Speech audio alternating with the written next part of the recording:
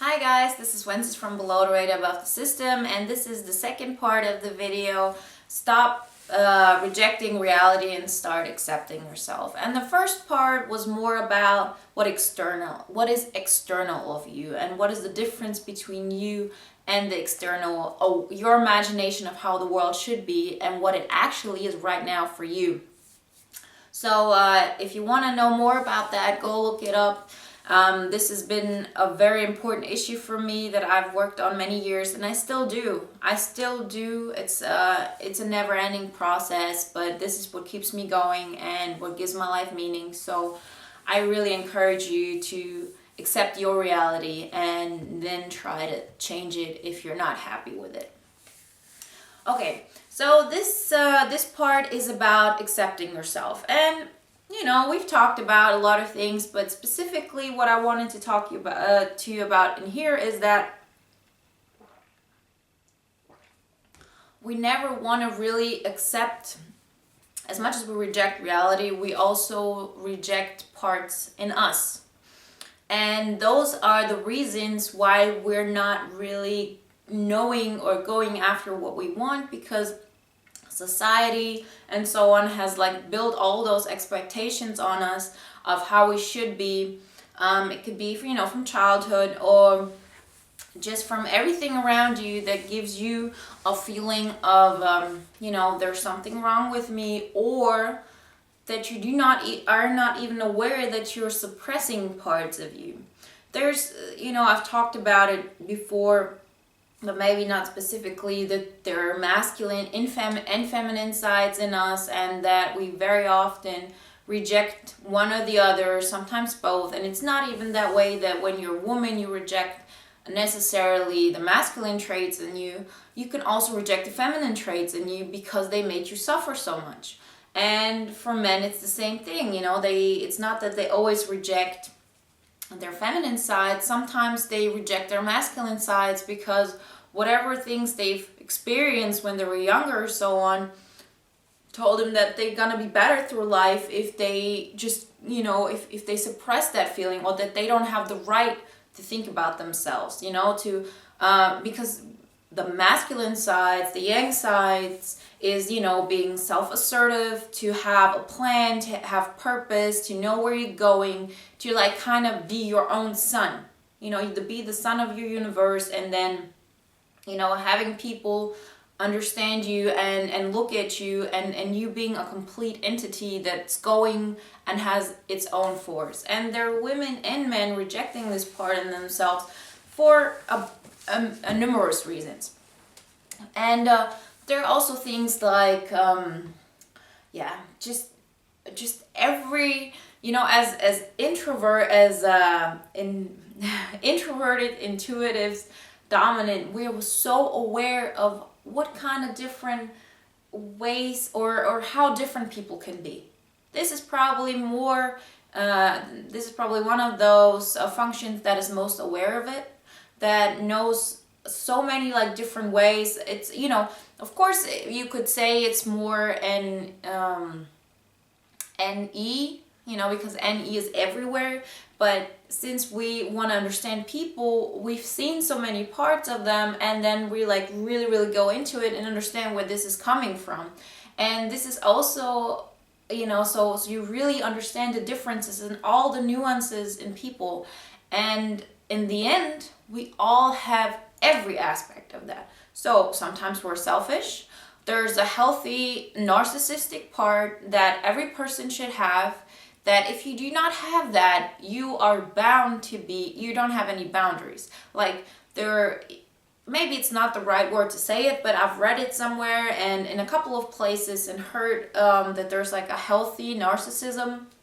And it pretty much just means that you have some kind of boundaries, that there's a part of you that has to think about yourself more than it thinks of somebody outside of them.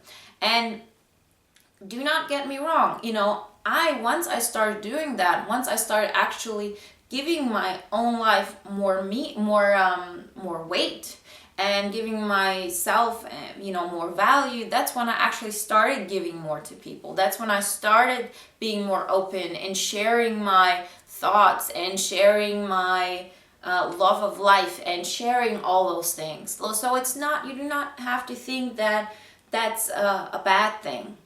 But people are rejecting this part, like these parts in them, but they're also rejecting parts that are receptive and that allow you to really enjoy your life and to not feel that you always have to do something and that you have to be an entity to be respected and to always be on point and so on. And as I said, especially like it was in the last video, you have to accept your reality, your inside reality right now.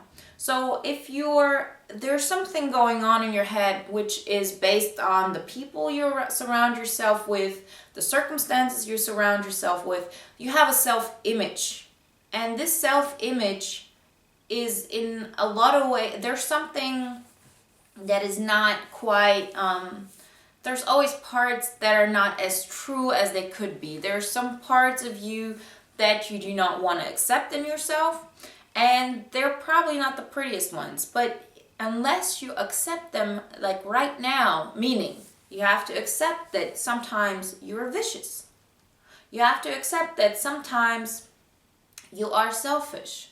You have to accept that you are dark or, it's not, I don't know, it was probably like Young also said it or something. It's not that the dark parts, you have to, just pretend they do not exist, but to understand that you have them in you and they're part of you and that you accept yourself for.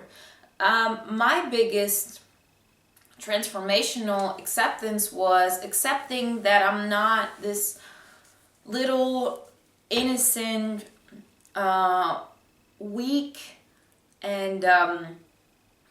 person who was just receptive and who just wants to make other people happy and will do everything in their world.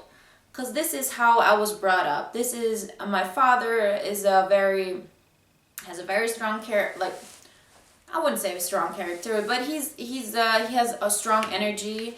And once I grew up, I've talked about it, I think in one of the last videos, that when you're 2 and when you're a teenager, you go through those phases where you have to reject your parents, or you kind of like have to become your own individual. So, you have those 2-year-olds that always, you say that 2-year-olds always say, no, no, no. This is an important phase in your childhood, and especially as teenagers when they rebel. And my father wasn't having it at all. Like every time I tried to make myself, go outside of that and grow out of it, he always gave me the feeling of that I was disrespecting him and not taking him seriously and so on. Like he didn't have the understanding what it did to me actually. Like I don't even blame him so much, because my father's an ENTP, I've told you this, and his thoughts are in, one second.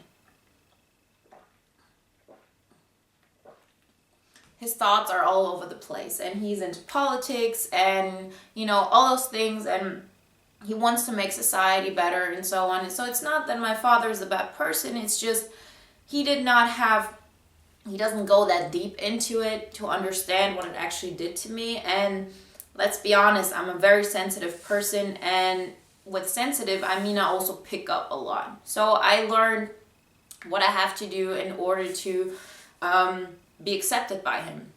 And these things you kind of learn everywhere. You learn them from your childhood friends, from your parents, from all those things, and it's not even their fault.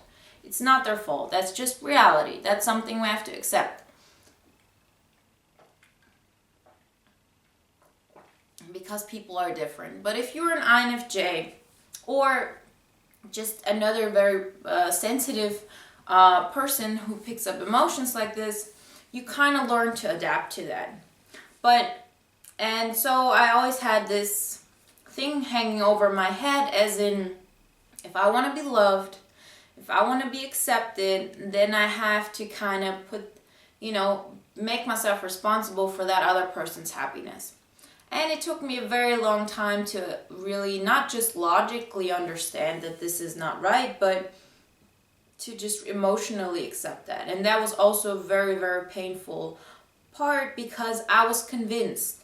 I was convinced no one will ever love me. I was so convinced of it, that nobody will really want to protect me and would want to take care of me in that way, and that I was all alone. And when this happened, this was my reality. Like, I didn't tell myself, oh, one day people will love you. And I didn't tell myself, if you do this, then things are just, they're gonna magically get better or something. Because the truth is, even looking back at it, people will never love me the way they loved me then.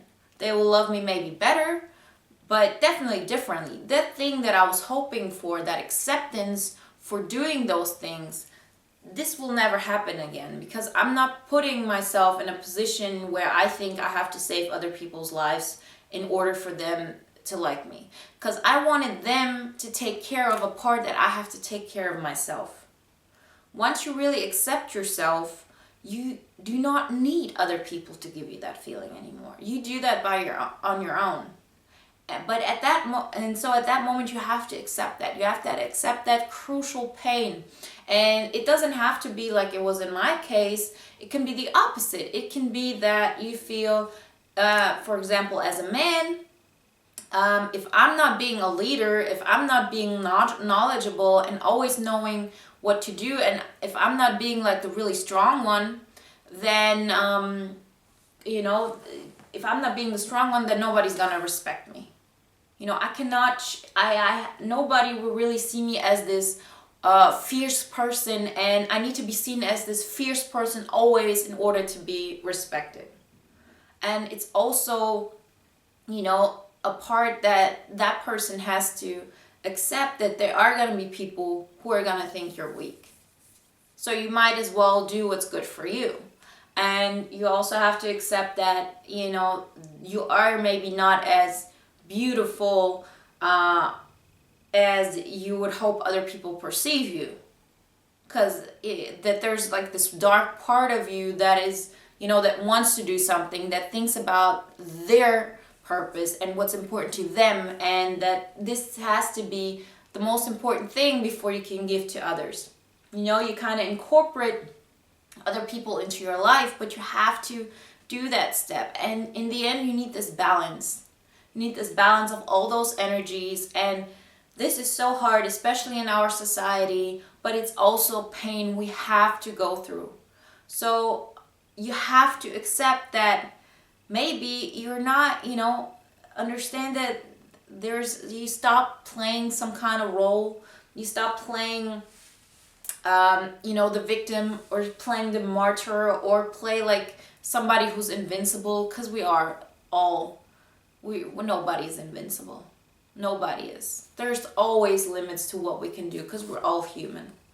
And you have to accept those things, and then you have to understand that there are things that you should do on your own, that it's not necessary for other people to do for you, to give you a certain feeling.